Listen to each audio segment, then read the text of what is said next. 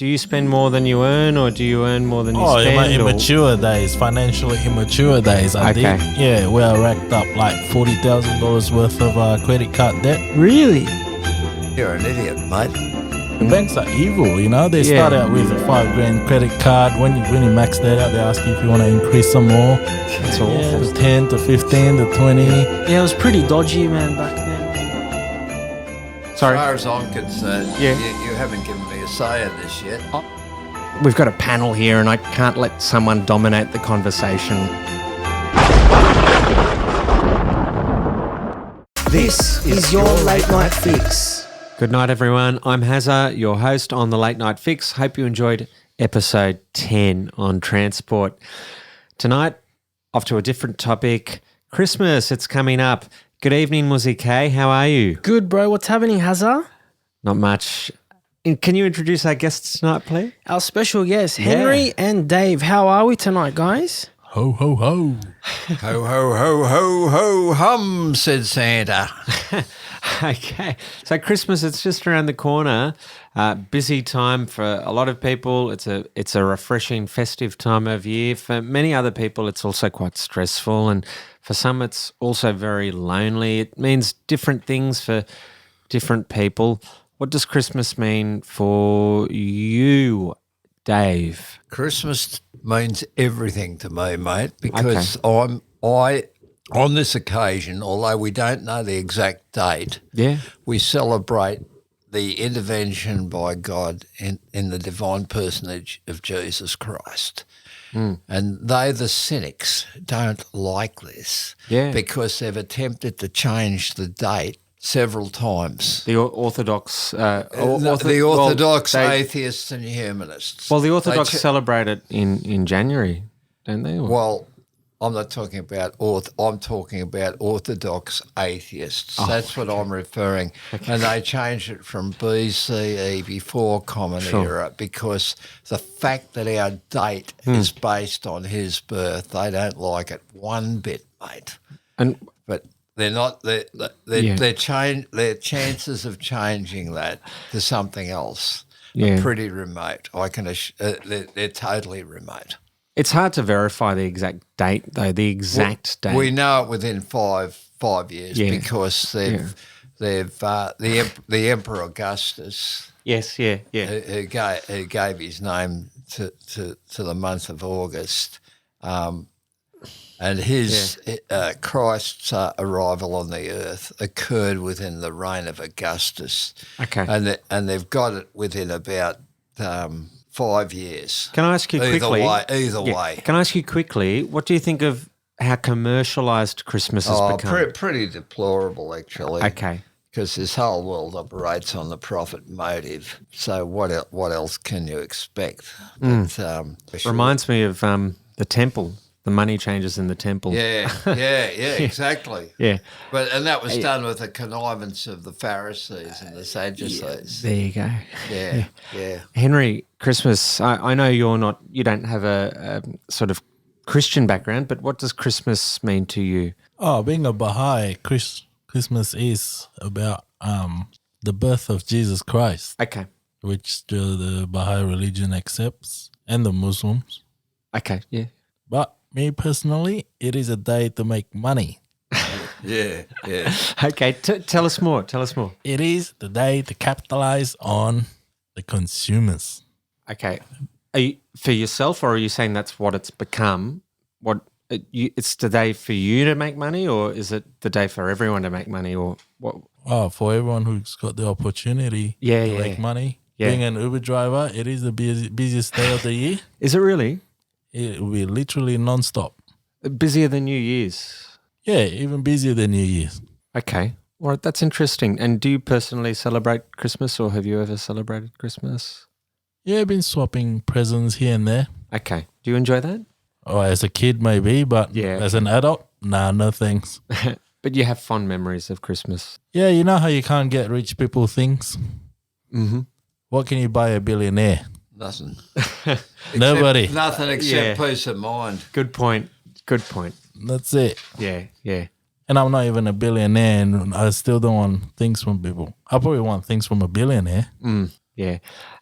Yeah, I think Christmas is a lonely time for a lot of people. Some people don't have anyone to celebrate Christmas with, and it should really be a special occasion. But for some people, it's a painful time of year, especially if you've lost loved ones. Yeah. Muzike, Christmas, what does it mean to you? Like Henry said, I'm Baha'i as well too. Okay. But it's a time of the year where everyone gets together with their family and friends. Yeah. To celebrate Christmas. For sure. If it's during for lunch or for dinner, everyone's got their Christmas tree up and it's sparkling. The lights are on. Sure. Everyone gets together, have a great food. Have a great chat. Yeah. I don't claim to know much about your religious beliefs, but in your religion, do you have an equivalent to Christmas? Yeah, we have the birth of Baha'u'llah, the birth of the Bab. So what traditions do you have for that occasion? Mainly just praying at the temple. Okay. Do you get together with your family though, and do you sort of have traditions like trees and lights and this sort of thing that we do for Christmas? Not really, but I think they've got feasts on, and they've got like potluck dinner. So everyone brings food. Okay. And shares the food. Yeah. Type. And what's the atmosphere like? Because for me, Christmas has a particular spirit around it. The Christmas spirit, they call it, or like an atmosphere. What do you have? What's the spirit like at that time? Is it a festive spirit? Is it what's Christmas will seem extravagant compared to the Baha'is' view of birthday celebration. Okay. Mainly because the Christian sees Jesus as God. Yes. Or someone a lot higher than a prophet. Okay. Maybe that has something to do with it. Could very well do. Yeah. Although I must say personally, having been overseas, I haven't been to 98 countries, but I've certainly travelled extensively. And the way that Christmas is celebrated overseas is, Australia pales in comparison to how Christmas is celebrated in a place like the Philippines, for instance, or in Europe, where they have markets and people seem to get more involved in Christmas overseas. In Europe, for instance, they've been celebrating Christmas for centuries, and in fact, many of the traditions associated with Christmas predate BC. If you can say that, predate 0 BC or whenever it was supposed to be. So Christmas trees and the Christmas star and all of that stuff, they're from festivals way back when, extending centuries BC, which is very interesting, I think, personally. But, that's my take on that. COVID, how has COVID disrupted Christmas? COVID's disrupted a lot of things. It's probably, Sorry. As far as I'm concerned, you haven't given me a say in this yet. Oh, sorry. Oh, you want to say yes? Yeah. Yes. Okay. Now in the modern world, being what it is, they discount a spiritual aspect to life. But I can tell you that the COVID, the only the paltry, the menial man dismisses the spiritual. Yeah. I mean, God is a spirit, and those that worship him worship in spirit and in truth. Okay. And God's not where he will not reveal himself to a cynic. Of course not. And that they try and put him under a microscope. Yes. Well, that's the futility of their thinking. Yes. Because they're accountable for everything, their attitudes, their actions, and all that go with it. But when you talk about someone's spirit, they might have a strong spirit, they might have a stubborn spirit, they might have a spirit that wants to talk a lot, That's aspects of their spirit. Aspects of their spirit. Also, you might talk about someone who's lacking spirit or lacking drive, lacking motivation, a dull, boring person that you might not necessarily want to be around because they reduce your energy. I've never had a boring day in my life. I've had unpleasant days. Boring people I'm talking about. Boring people. Unenthusiastic people. Well, even a boring person, so-called, can still teach you something. Everyone as in capable of imparting knowledge or experience. But what I'm talking about, though, are people that are sort of unenthused. How can you get out there and look at a full moon or any aspect of God's creation and remain unenthused or unmoved? There's a saying, two men looked through prison bars, one saw mud, another stars. Certainly. It's how you decide you're going to react to the prevailing circumstances. I would sorry, just to sort of spread, because we've got a panel here and I can't let someone dominate the conversation, of course. But, Muzike, you consider yourself to be a creative person. You have an interest in music, for instance. Would that be correct? Yeah. Yes. And Henry, you've got an interest in travel, and experiencing different cultures. And you're certainly quite inquisitive. I wouldn't call you shy. You like to explore. Would I be correct? Yeah. Yeah, that's correct. Yeah. Do you put yourself out of your comfort zone? Oh, from time to time. Deliberately? Not something I think about. Okay. But what I'm getting at, though, is that you're not shy about having new experiences. You put yourself out there. Oh, yeah. It was more of a challenge to be looking at other cultures and experiencing them. Okay. Can I yes. interject there? Concerning comfort zones, someone once said that do something you're frightened of or uncomfortable with every day. Now, if I hadn't done that, I would have not met many of the very interesting people that I've met. Yes. I think you've got to be prepared to go a little bit beyond your normal sphere. Yes. And experiencing.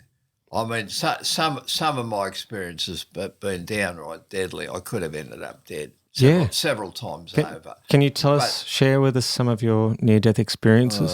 Well, I was over in New Zealand and I teamed up with an Australian dairy farmer from Victoria, and we I can't recall his name, but he did have a problem with what's that disease that can come upon you at any moment? Epilepsy. Epilepsy, yeah. And we went up this creek or stream called the Beansburn. Spent a week or two in a cave shooting deer, and when the time came to depart, the river, which was really wide, it was at least 100, well, close to 100 metres wide. Yeah. Or that might be exaggerating, maybe half that. But the river had risen during the night, but that didn't stop us. But we had to get through a narrow defile, and we found the river was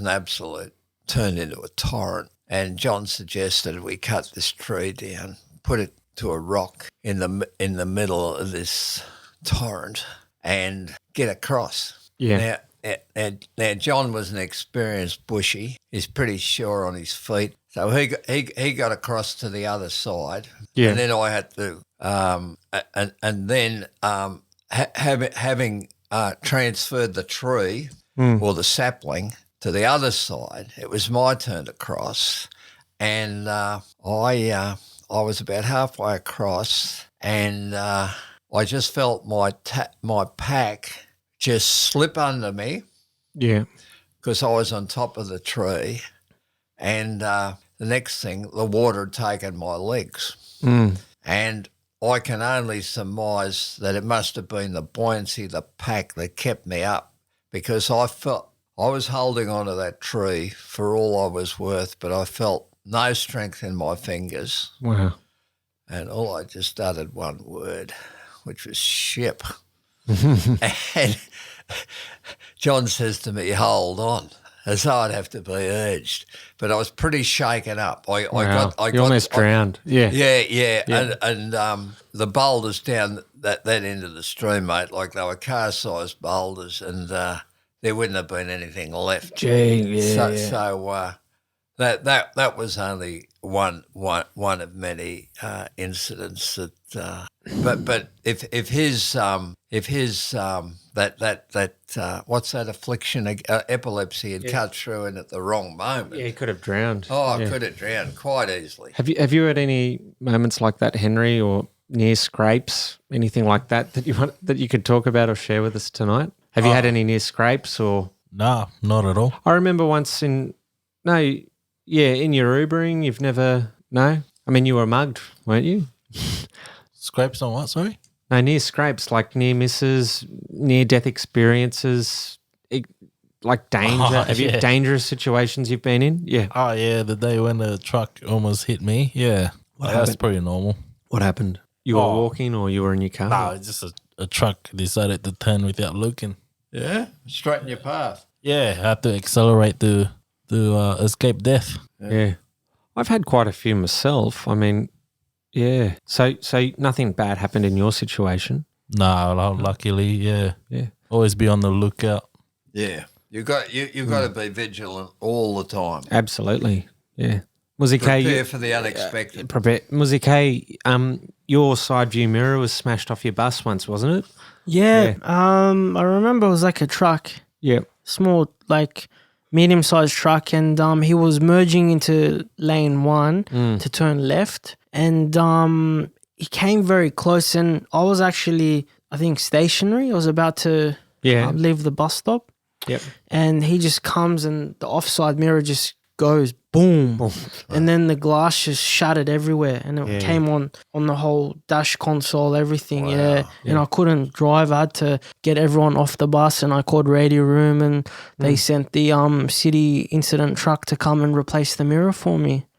So they had to cover the other trips on my job journal. So yeah, things happen, man. So things happen. Yeah, I don't think you can protect yourself from unpredictable things. You know, you can't ever predict. Yeah, but the guy was like, I think, he was all right. Like, we exchanged details. Okay. That's the procedure. Yeah, fair enough. Yeah. But yeah. You know that there's a saying the Boy Scouts have: "Be prepared." Yeah. And that means any eventuality, you've got to adapt to varying circumstances. This is the advantage of a sport. It teaches you to react quickly and use initiative. Some people have natural reflexes. Yeah, they do. I suppose. They do. And they're home to a fine edge. I must say, I've certainly had some near scrapes. I've been at the beach and been caught up in rough surf. I've almost I've been dragged across rocks, and my whole back's been cut up with barnacles and sharp rocks. I was up at this beach. My cousin actually took me up to this beach. I think it was Fingal or something like that, just south of the Queensland border. Yeah. And he took me to this promontory at Fingal. We had a small picnic there, and then we were walking down, and there were some rock pools, and these waves were just crashing over the top of the rock pools. And I don't know if he was having a bit of a laugh or not, but he said, "Oh, why don't you go in there, go into that rock pool, and I'll take a photo of you." I've got a video of this, by the way. I should show you. High tide was there, and these waves were just smashing into these rocks. You could feel the vibrations going through the floor. And I went in, and anyway, this freak wave comes in and boom, just hits the rock. And all this water, it was just a torrent of water, and it was pushing down on me. Heavy, like, I don't know if you've ever experienced heavy weight.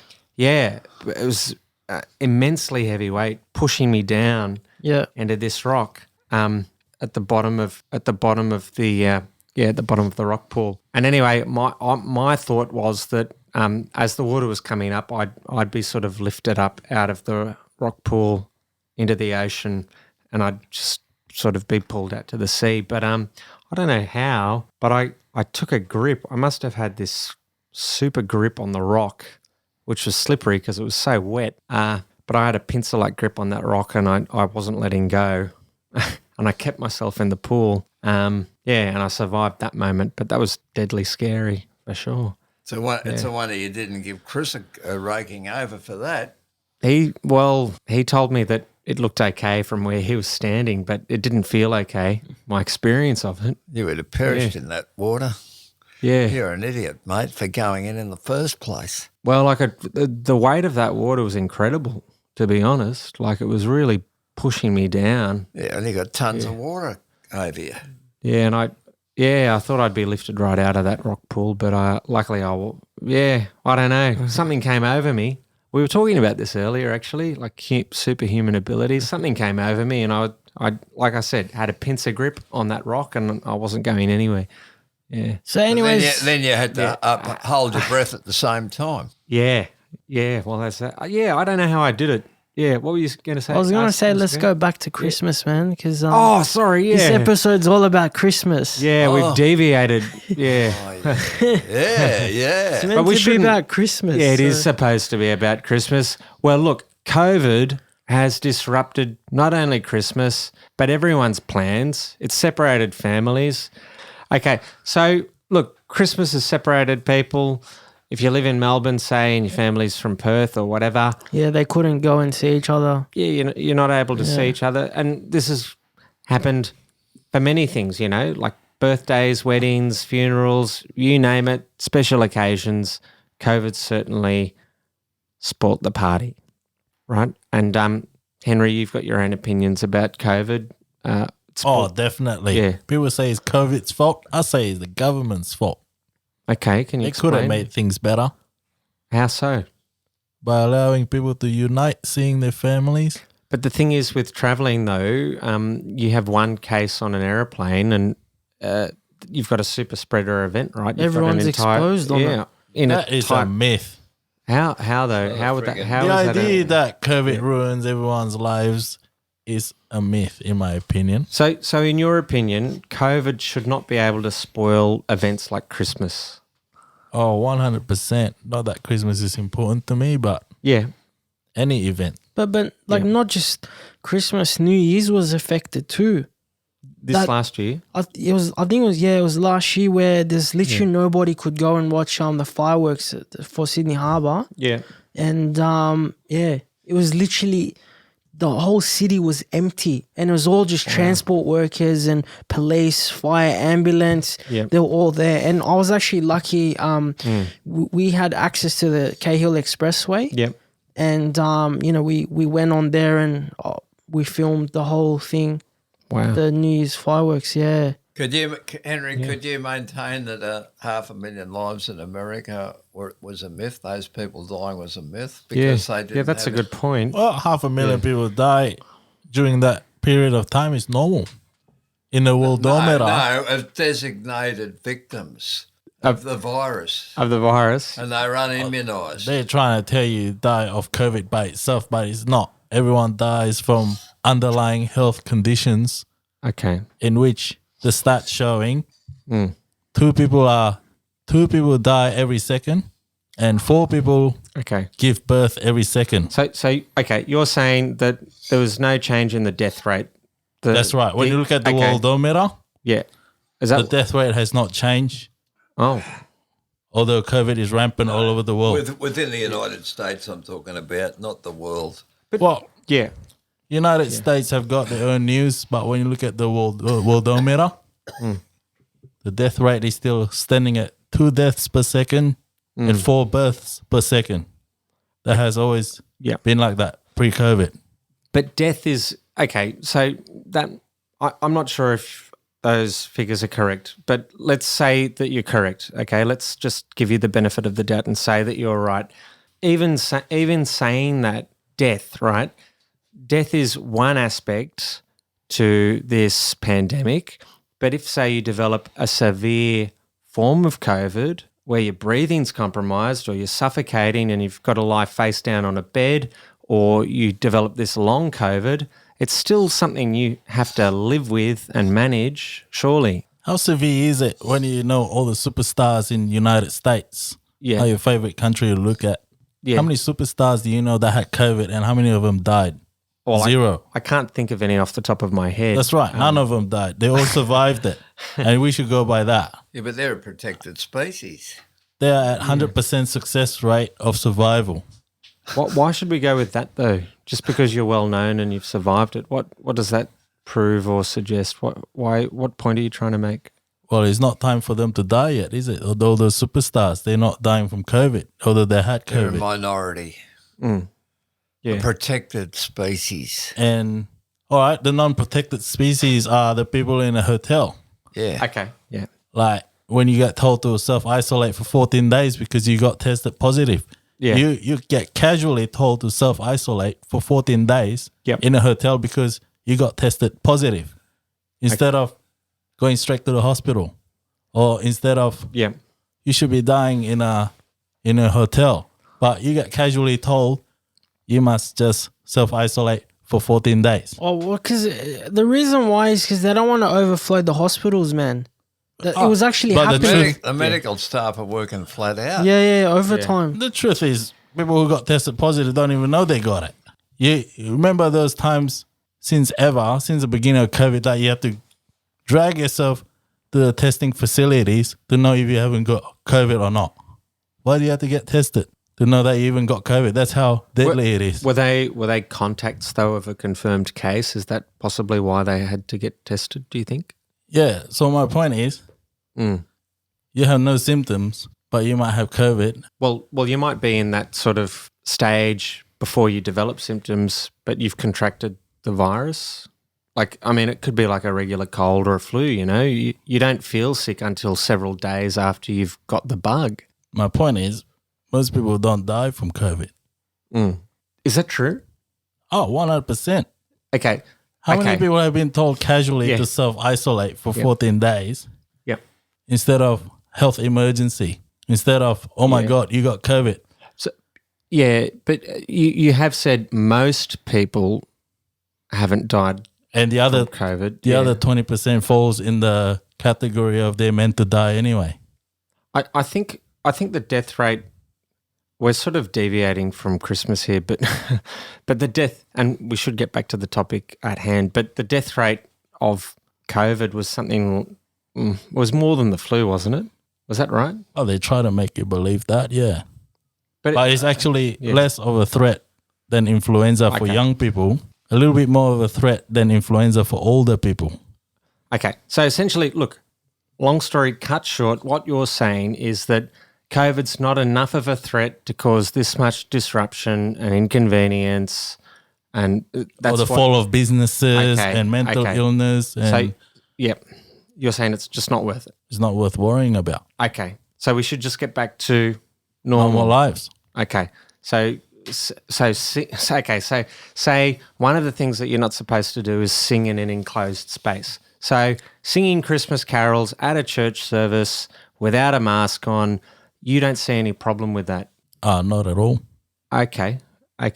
What about you, Muzike? Like, would you be comfortable? I know you're not a churchgoer, but say your mate invited you to a Christmas church service, and people are singing there. You know there are unvaccinated people there.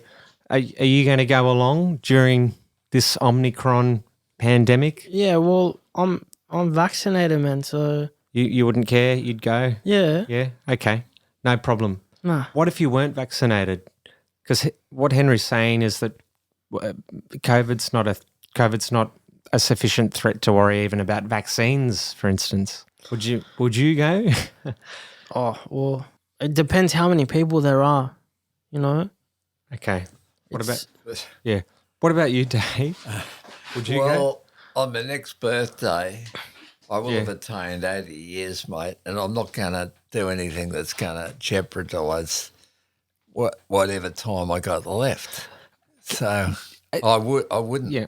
At the church you attend, though, there are some parishioners that are anti-vax. They Yeah, I would sit know. with Henry. Really? There are, yeah.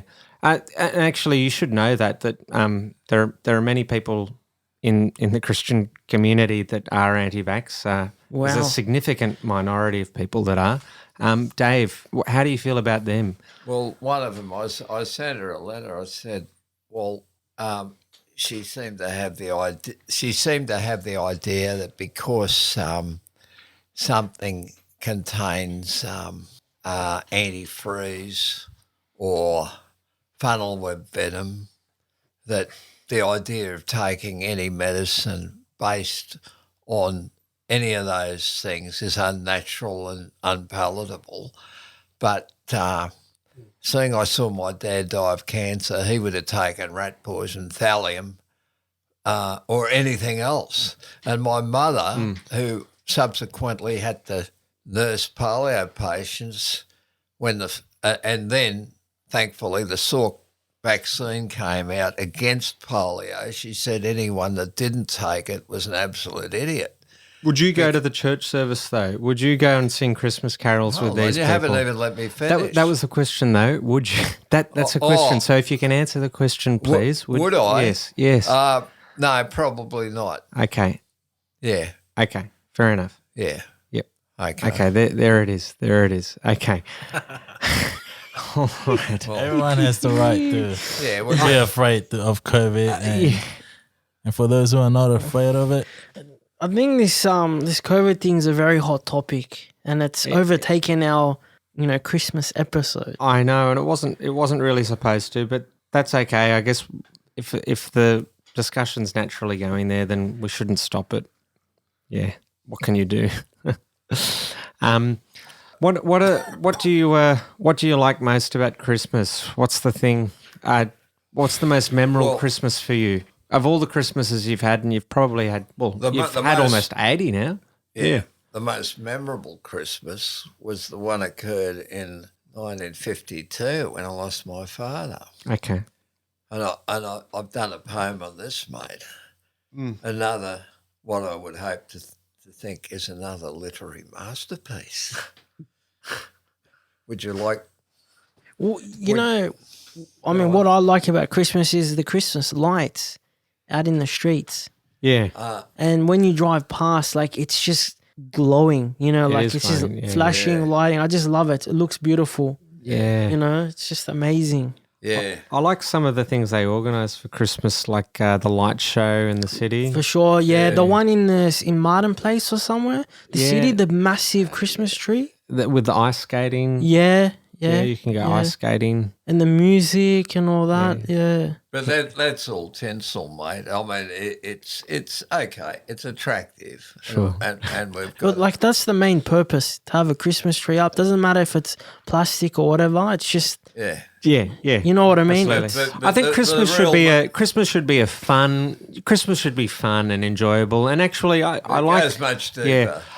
I know it goes much deeper, but I like how it unifies people, brings people together, and children, of course, love Christmas. Yeah. And there are people that have to, unfortunately, work on Christmas as well. Yeah. You've got the emergency services, the fire brigade, police, ambulance. Yeah. The doctors, nurses. Yeah. They work really hard. some are happily work for triple pay on that day. Yeah. I mean, if it wasn't triple pay or whatever, then nobody would work.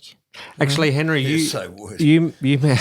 Henry, you mentioned that Australians now more than perhaps ever are in debt.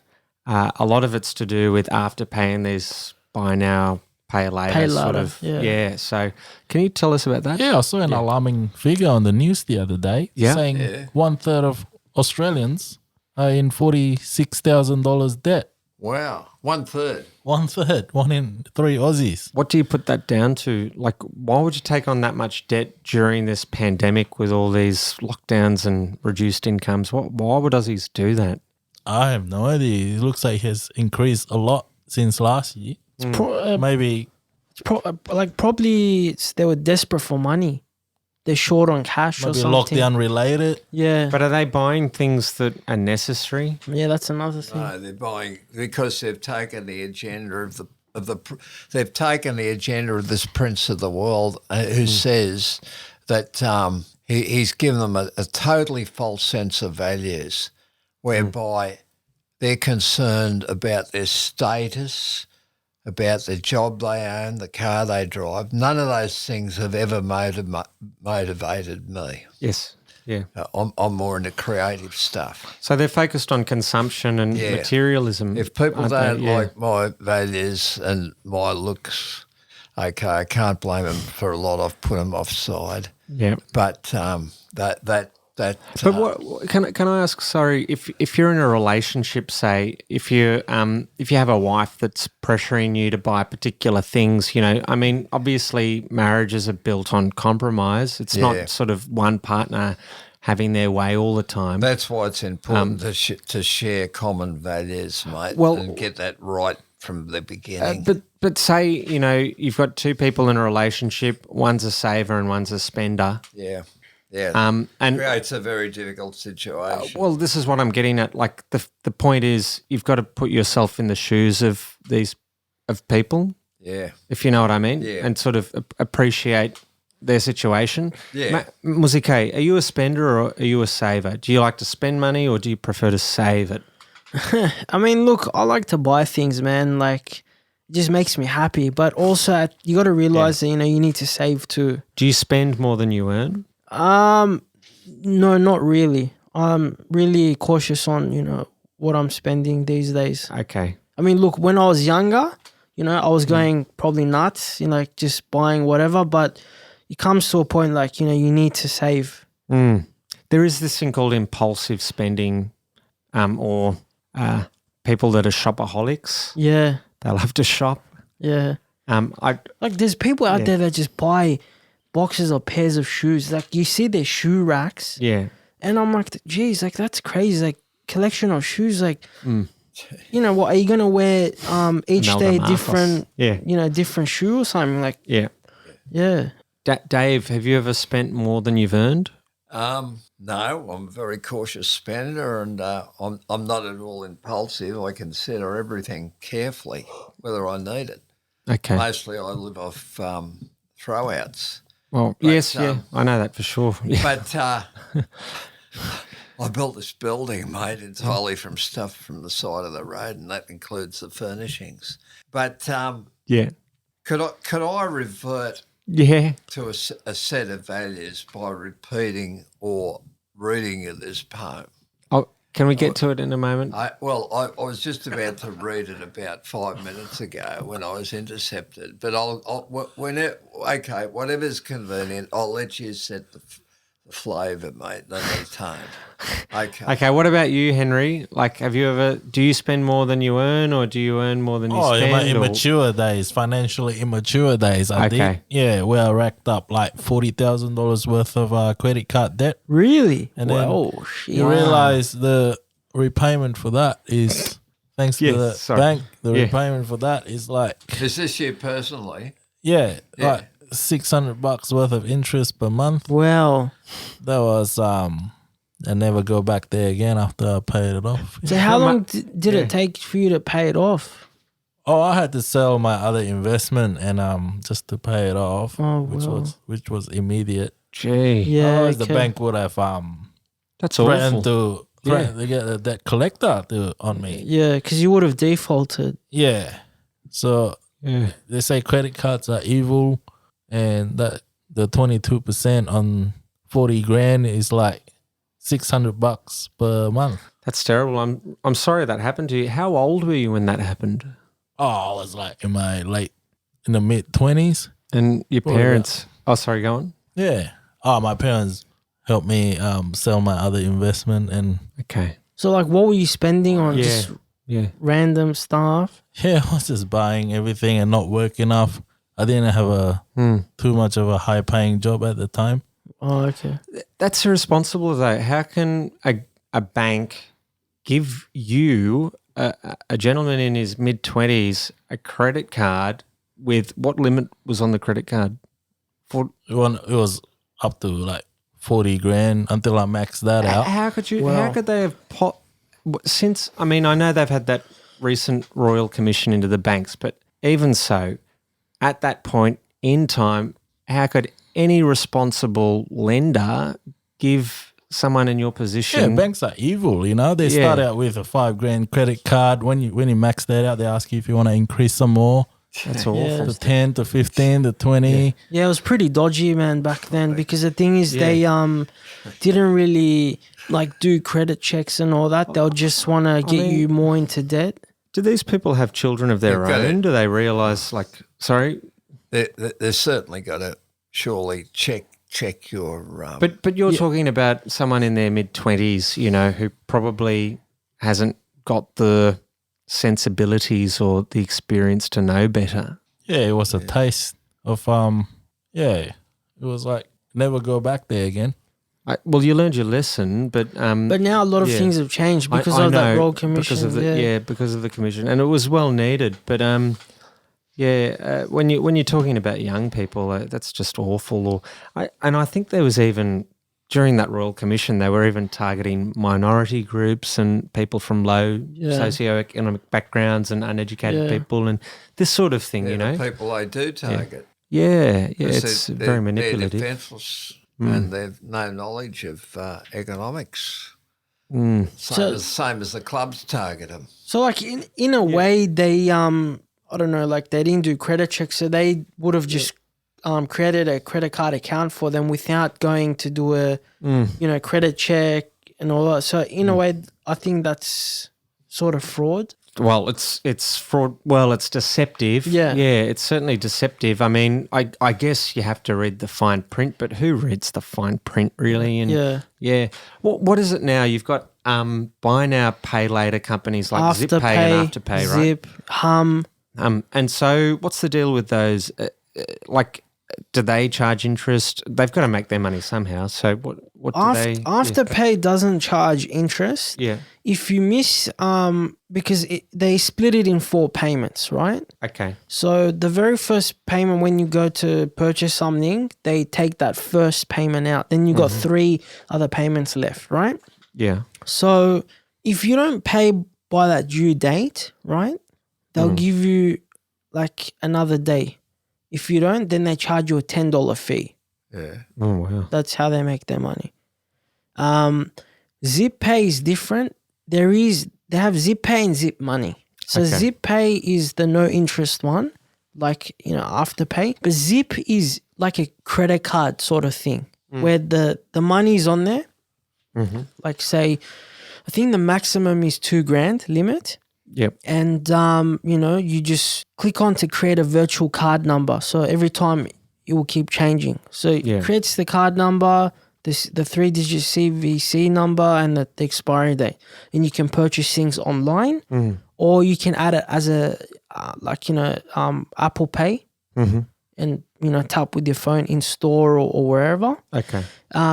Zip Money is different where it's not like a Apple Pay thing where you can, tap your phone. So basically you can use it online. Yeah.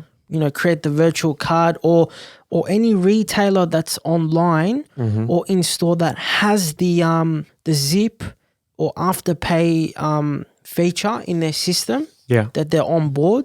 You give them, either the code, there's a code that you give them, or you give them the card number and they process it. Okay. Yeah.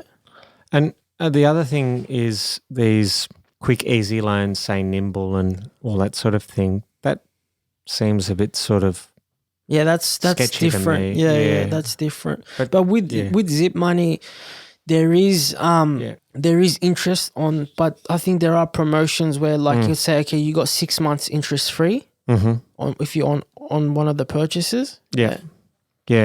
Well, it's all very tempting, isn't it? I mean, if you don't.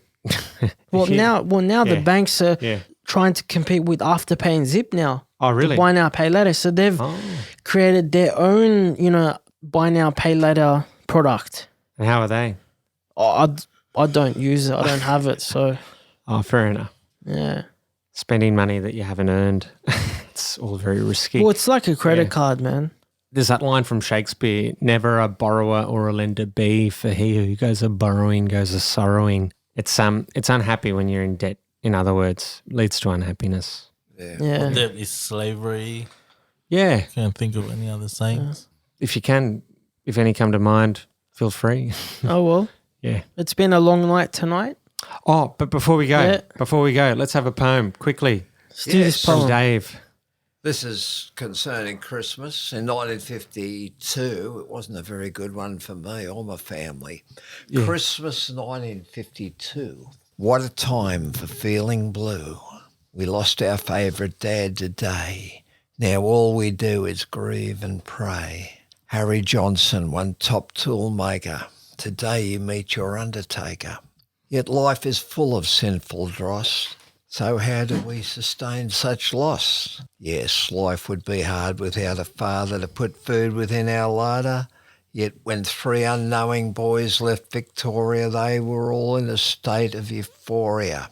Seated and sealed in Dad's 35 Buick, their one thought was, you beaut. Though that was hardly a sop to those 5 captives in that hot steel box, for soon Mum started to reel, as did the boss, making us think of the settlers and the climates they'd come from, for like us they never had aircon. Yet Mum, keeping us happy, hummed a tune or two, yet one in particular held rustic rue. For once, on a track winding back to Gundagai, some 9 mile out, a swaggy's dog broke a rule: no dog should flout. For that dog shat where he shouldn't have, till caught in the act, he gave the swaggy one shy, blinky-eyed bat. Yet that dog, being a dog and his master a man, showed to their credit they weren't into sham. For the two at last reconciled still remained fans, as shown by a plinth where a statue now stands, a tribute to a dog and his swaggy, and all dispossessed hordes, young, old and shaggy. Yet what went on in the mind of that maverick dog and his snout, with what coming in, soon coming right out? Why did he foul the man's taker box like some scheming low tout? This question in mind, we left the dog with his swaggy, who despite all that stress never did nag he. Yet still considering that dog, was he simple, ornery, or just acting badly? These questions unsolved, we took a last long lingering look at Gundagai's low-level flood bridge, and as we left, Dad dipped a felt lid. Then crossing wide plains, steep hills and deep valleys, we saw sons of the soil take up the challenge, where with valour and might they toiled through the day, oft through the night, feeding starved Aussies through drought and through blight, till in their dark tunnels they might see the light. Isaiah 61. Then late in the day, in dire need of slumber, sleep coming at last, claimed our tired taxed number.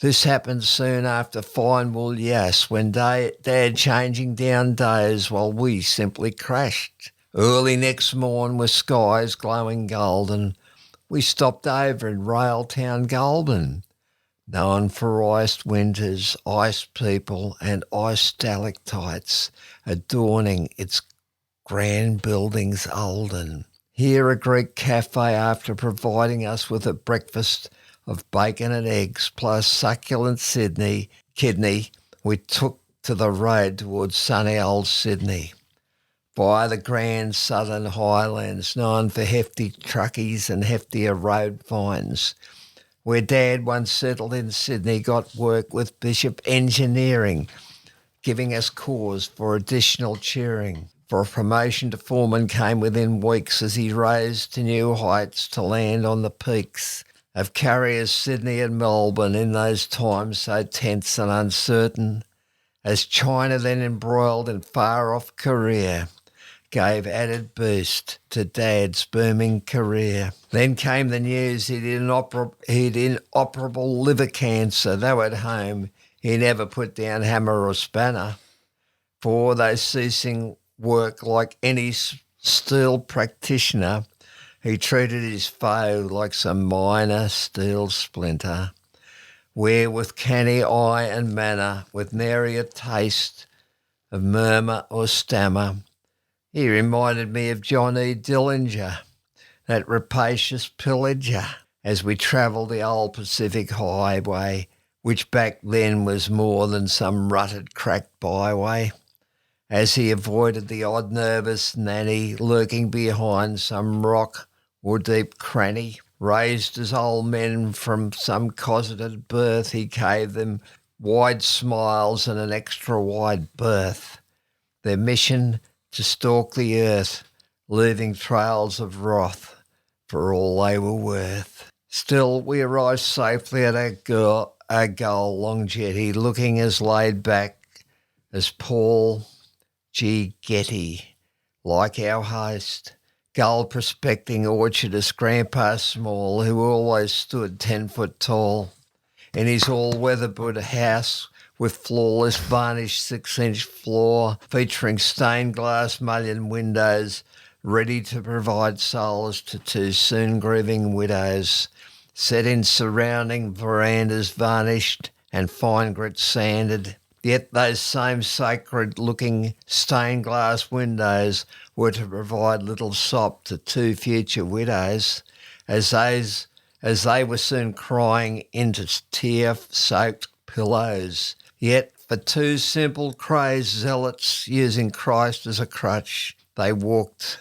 mighty tall till they at last bit the dust. Now their mortal remains reside in northern suburbs crematorium, though they never requested no memoriam, preferring to wait for the final resurrection to bring them at last to total perfection, when all will face our final judge for what we did or didn't do, or what we fudged. Yet still on earth on Christmas Day we got black hammer-tone revolvers, each in its own holster, acting as an ego bolster. Yet come Boxing Day, Dad knew he'd re-entered the fray, caused by an overnight bilious attack in which of vomiting there was no lack. That plus endless bouts of diarrhea showed his life in arrear. Long gone in the black, now in the red, Harry knew he was as good as dead. Fellow toolmaker Bill Harvey, summoned from Sydney on loan, drove our shattered family home. Round the bends and down the straights, they'd been through much, still death awaits. On that fatal day, when God's departure date gets ready for its human freight, down that eucalypt-lined way, yet he was ready to leave life's frenzied fray. As he stared straight ahead, knowing he was as good as dead, listening still to that engine's repetitive beat as it fired with flame, fired with heat, reminding him he'd a date with his creator, for his lead-footed God had his foot on life's accelerator. As dressing gown garbed on that velour front seat, Harry listened still to that repetitive beat, while up and down through the 3-speed gate, Bill Harvey prayed as a man for a mate. And as 8 strong cylinders ever working brought a family home with some stress, without shirking. Though sceptics might consider that odd, given Christian belief in a compassionate God. Is this why they consider God botherers odd? Do they form part of some holy hit squad? Yes, but God don't trap or ensnare. Sinners do that to themselves by refusing to care for what Christ did on his dying to save those same sinners from certain sad frying.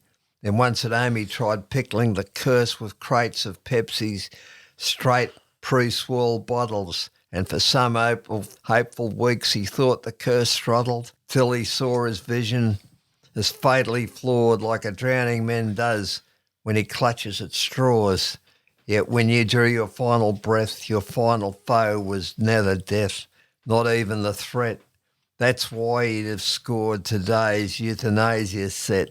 Those half-hearted specks whose pitiful lives spell fear and fret. Dave E. Johnson, 2021. Hope you enjoyed it, friends. That was it. Yeah, that's a great poem. I really like Banjo Patterson's poetry and Henry Lawson. Those short little poems that they do, they're quite nice. It's too long, isn't it? Oh, no. I'm just sort of remarking. That's all. Well, tell the truth, No. mate. Maybe it is too long. I'm falling asleep. Yeah? Did you like it, Henry? Too truthful, eh? No, it's okay. Was it It's too long, okay, but- Henry? I got short. You like it short? Yeah, no, it needs to. I got short I could- attention span. Yeah, but I couldn't get it all on without...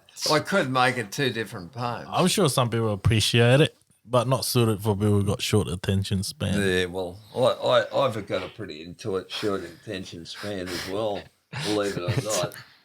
You wouldn't believe it, would you? Well, we hope you've enjoyed this Christmas episode, and hopefully next time we can get that debate between Matt and Henry off the ground, the long-awaited debate. Actually, one of the things that he wanted to debate you on, Henry, was the earnings. So from Uber, you suggested that you could earn $2,000 to $3,000 a week or a fortnight. Was that right? A week. A week. But Matt was saying that to earn that amount of money from doing Uber, you'd be living out of your car. You're doing how long's your average shift a day? Well, on Uber, you got a limit of 12 hours a day. Is that what you're doing? Before the app turns off by itself. I rarely hit 12 hours. Okay. But I have done it. But to earn that, say to earn $3,000 a week, to get that, how many hours would you have to work? You can do it in 8 hours a day. 7 days though. Okay. Do you find that time? That's if you want to do $3,000. You must find that work very tiring. Do you get fatigued? Oh, it could be worse. Like, Well, you were fatigued last time. You couldn't make it for. yeah, He was falling asleep during this yeah, episode, actually. I was doing it all day. Yeah. Trying to see, they got this reward system on Uber where you got to make a certain number of trips to get those rewards, and that happened to be the day that I was driving all day and I couldn't make it to the podcast at night. No, that's fine. Yeah. But remember, safety comes first. Safety first. Absolutely. Yeah. But everyone's been there, even in normal jobs, even worse. You'll be working on someone else's hours. But do you find time for other things in your life though, aside from working? If you're not working or sleeping, like what else? Do you know what I mean? Oh yeah, nothing's better than this. Nothing's better than having to whenever things come up, you just leave your work. Do you have a work-life balance? Oh, 100%. More balance than anyone. Okay. All right. I mean, if you balance it out, come out more, have a hectic feed, go out and eat. With your job. You're adding more balance. With my job, I can do it, Yeah. but not with everyone else's job. With your current job, You though, could does it be pay heading you? for a heart attack though if you gorge it too much. It's not the healthiest job, is it? Sitting down and driving all the time. Yeah. When it comes, exercise is lacking.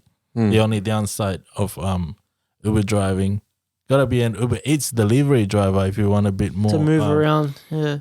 To run into shops and collect. Yeah, to be things more active, and that'll be all you need. Maybe take that up instead. That might be a healthier option. 100%. Well, seriously, I'm not even joking. Yeah. But you make less on that though. But at least harder job, yeah. Well, I'd rather not have a heart attack. Yeah. If that's what you're getting at, Dave. Is that? Well, yeah. Well, I mean, I've worked hard in my life, all my life, but some people might consider you a mug. But I have satisfaction in producing stuff, and plus, I'm getting exercise. I mean, someone said, if people want to save money, all they got to do is do the housework in an energetic manner. They don't have to go to Membership gyms fees and pay a fortune for the privilege. Yeah. Do it, whatever you do it with energy. During your working life, did you try to earn as much as you can? Did you pick up overtime shifts? Did you pick up other people's shifts? Did you sort of work? Not normally. I wasn't averse to working overtime, but was money? I didn't actively seek it out. Yeah. But when it was offered, Was money super important to you though? Did you want to earn as much as you could? no. No. You'd rather have your time. With Sydney Olympics, when the government ordered those new gas buses. Yeah, I remember. The Gutless Wonders. Yeah. Well, they got well. So basically, they had so many of them, and the Sydney Olympic was coming up, and they used those air conditioning gas buses, and there was so much work available, and they were throwing cash to the drivers, saying if you can work overtime, and literally like, you had, I think you had Oporto's back then. I'm not sure if Oporto's was around, but you had McDonald's and all the drivers. At the Novotel. at Olympic Park. Yeah, Olympic Park, you know, and all the food places, like, you know, if you go up in your Sydney buses uniform, they'll give you free food because it was all organised with the government and stuff. Okay, yeah. And like I remember, like a lot of the drivers that were telling me the story that, you know, they were saying like there's so much work, you know, if you want, you can work as much overtime you want. Yeah. And they just, you know, like they were splashing the cash. These days, you don't see any of that, you know? You don't? Nah. No? What would you... Oh, that It was for the Olympics. The Olympics. Yeah, Olympics. And they had so much work, you know, available. What about you, Muzike? Would you rather have your time or would you rather have money and a few extra shifts up your belt? To be honest, I prefer to, you know, have my own time, you know? Like, Okay. you know, hang out with friends and stuff, go out, have a hectic feed, whatever, you know? Okay. Spend more time with family and stuff, you know? But look, to me, money isn't that important. You know, I'm not really fussed about money. You'd rather enjoy... Exactly. Before, look, I was like, yeah, hardworking, you know, I'll do overtime and stuff. But right now, Yeah. like, I'm not fussed about it. Like, I'm happy Yeah. as what it is now. I'm, you know, working. So, yeah. It's, I don't want seems, to burn myself out. No. No. You know? You don't I need mean- to. Did Yeah. you mention you're a gambler, did you? Sorry? He's no, he no, didn't no. say he's a gambler. No, I'm saying Goodness. that, like, No. if, you know, I burn myself out Burn if I himself do out. all the overtime. Sorry, mate. Muzi K doesn't have kids to feed, so Yeah. he doesn't have doesn't have- reason to yeah. To- burn himself out. But he will have kids. Look, at some when point, you I'm when you sure. do your overtime and stuff, work 6-7 days a week, you know, driving heavy vehicle, you burn out. But the thing is, it's It's counterintuitive. taxing. It's taxing. Yeah.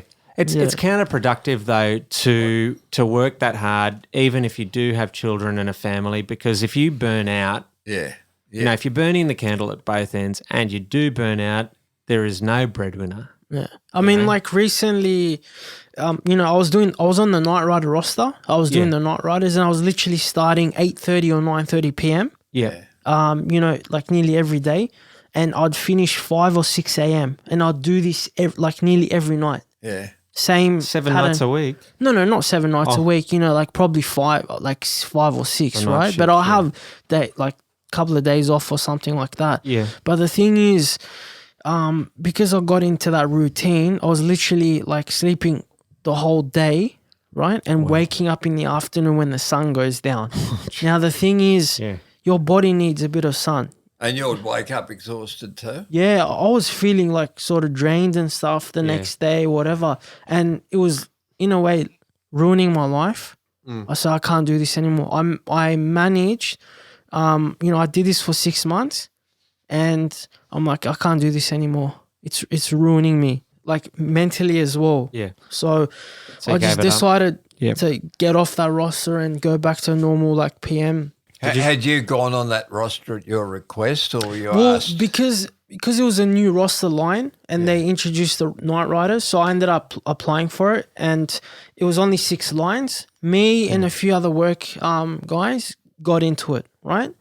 And then after 6 months, you know, I got out of it, so it leaves 5 people doing it, and then whoever's on the PM duty relief or the late PM roster, they would get those, you know, Night Rider shifts. Okay. You know, but you know, now there's only 5 people in that Night Rider roster. Yeah. Yeah, because there's, you know, Do you get extra money for doing the yeah, it's a lot it's more money? big. Yeah, it's, Oh, okay. yeah, like literally the whole shift is paid in a way. Wow. What, like double time or time and a half? Well, for an yeah, overnight like you shift, get time and a half and stuff, and Okay. then it's crazy. But yeah, you're literally making like just under $3,000 a fortnight.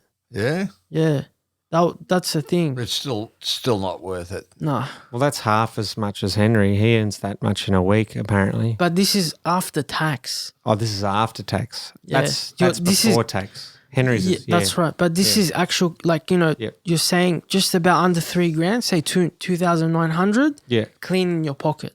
So that's, at the end of the day, that's more than what Henry gets. Yeah, but sole traders' tax rules different. You're more in control of your taxes. You're more in control of your expenses. You deduct a lot more. You still owe what you owe, though. I mean, you don't, Oh, but the you government deduct- decides what you owe.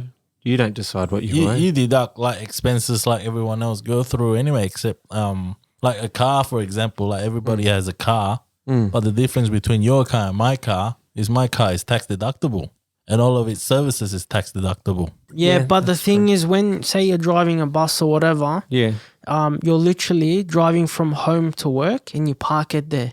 Oh, you're you not park- you're not racking up K's on your car. You bring the bus back to your house. No, I'm saying when you drive from home Yeah. to work, Oh, yeah. you driving your car. Oh, yeah. Yeah. You I drive see. your car from home to work. Yep. You leave it there, then you do drive the bus and then come back depot, Yeah. get in your car, go home.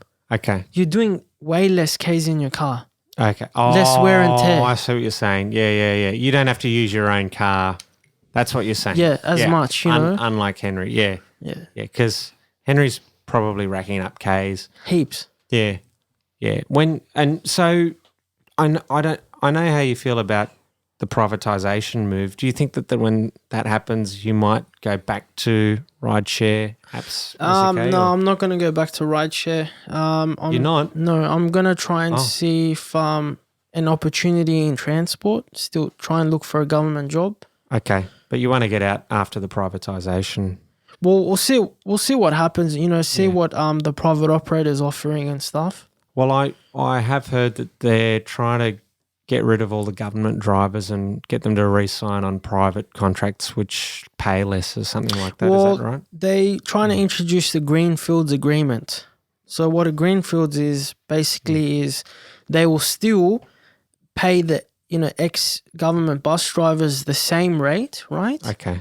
But they will reduce their hours. Yes. But then the new people that apply with the private operator, they'll get paid less, but they'll get more hours. Okay. So it's a two-tier system. Yeah, and the gee. unions are actually fighting So they should. against it because in Region 6, Region 6, when transit systems took over, Yeah. right, they made a mess. Yeah. And the unions doesn't want this to repeat Well, in the three other regions that is gonna go. Well, basically the Northern Beaches region has already gone to Keolis Downer. Keolis Downer has done. They've had a meeting with the unions, and apparently Keolis Downer is way much better. I hope so. And they're apparently doubled the conditions and awards and stuff to 4 years instead of 2 years. Okay. And Yeah.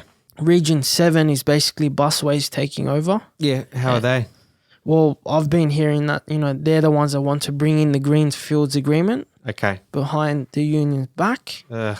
But they're actually in court, unions in court with busways, trying to fight this and stuff. Well, that's why you've got to have these workers' movements, because if you don't, then you'll just get taken advantage of. I mean, these people just bring in cheaper labour and go with that, Yeah. But another thing is issue in Region 6 with transit system is that they've been pushing their drivers to work hard. They've been, with their broken shifts. Normally broken shifts is a spread of 12 hours, right? With transit systems as a private operator, they're pushing them to work more than 12 hours. Okay? And they're literally missing out on their breaks. Wow. And that's why you see on TV, on the news that, buses have been involved in incident because it's because of that company that they're not really caring about the safety Work of health the and drivers. safety. And fatigue that's inevitable. and all Yeah. that. Sorry, Dave. Were you going to say something there? Oh, what do you think? Do you know anything about the train drivers? Apparently, a lot of people see them as very greedy people. I don't know about that. I don't know. Well, the unions are saying that, they've been working through the pandemic to get everyone moving and stuff. And they say that all transport workers deserve a pay rise. Well, the Metro got around that. They just brought in driverless trains. Yeah. Yeah, that's what they'll do with the. Well, this is the thing. They still had to work those hours regardless of whether there's a pandemic or not. Yeah, well, the thing is, what sort of an argument's that? Well, that's for Sydney trains, like the train drivers and the train guards. Yeah. The thing is, right now, the only thing that hasn't been privatized is Sydney trains, and apparently that's next to go. Yeah. Yeah. Well, there's that old adage, and it never goes out of fashion. The Workers United will never be defeated. So, look, I think it's just time to unite, rally around and stand up for what you believe in. Yeah, because the thing is, it's a public transport is a service to the public. That's right, yeah. The private companies, the private operators are there to just make profit. Yeah. And look, if they're bringing in, if what you're saying is true, if this Greenfields agreement is just about pushing the government people out and bringing in cheaper labour. Well, no, they're keeping the government drivers. Okay. They're going to pay them the same rate, but they're going to reduce their hours, right? Yeah. And then with the new drivers, right, they'll be under the private operators' pay rate, and then they'll get more hours, Yeah. So it's a big mess in Region 6. So yeah, well, they'll go too far, like they usually do. They'll go too far, and when they go too far, people will get wind of it, and that's when they'll get pushed out of office. Yeah, we need a change of government. Yeah, that's what I mean. Is the Labor Party going to do things any differently? Oh, well, they oppose with the privatisation with buses and public transport. Yeah. Yeah. Big time. All right. Well, I mean, I think it's yeah. Well, Merry Christmas to everyone. It got a bit messy in the end, but that's okay. We got there. Muzike signing off. Yo, so guys, I hope you enjoyed this Christmas edition. We all wish you a very Christmas. Yeah. And we'll see you on the next episode. See you then. We'll have a New Year's episode ready for you soon. That's right. See you guys. Bye.